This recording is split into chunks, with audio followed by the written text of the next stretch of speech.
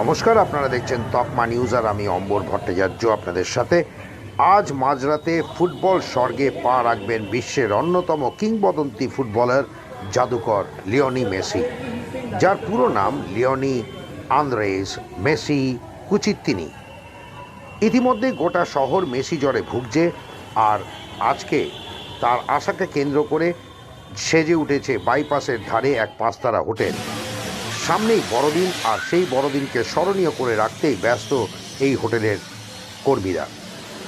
সামনে Xmas tree থাকছে, ঘোড়ার গাড়ি এবং সান্টা ক্লজের সাথে আলোর রোশনায় সেজে উঠেছে হোটেল বাইরে থেকে ভেতরে।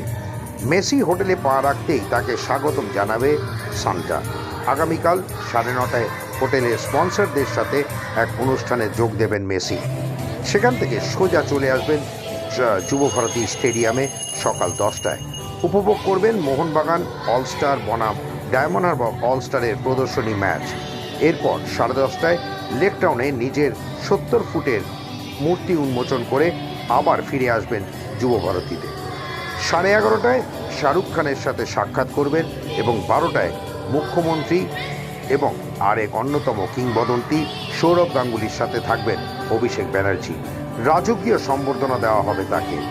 এরপর কচিকাচাদের সাথে থাকবে মাস্টার ক্লাস উইথ মেসি।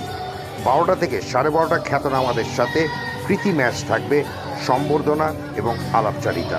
দুপুর 2টোয় হায়দ্রাবাদের উদ্দেশ্যে রওনা দেবেন মেসি। কিন্তু ইতিমধ্যেই গোটা স্টেডিয়াম মানে যুবভারতী স্টেডিয়াম রাস্তার সামনে অগুন্তি মেসি ভক্তদের ভিড়। তারা রাত থেকেই অপেক্ষা করে থাকবে কখন মেসি আসবে। কিন্তু মেসি হোটেলে ঢুকতে প্রায় 2টো বেজে যাবে বলেই খবর রয়েছে, এবং সকাল থেকে তার আশাকে কেন্দ্র করে নিশ্ছিদ্র নিরাপত্তার ব্যবস্থা করা হয়েছে, যাতে মেসির সাথে কোনো রকম অঘটন বা দুর্ঘটনা না ঘটে।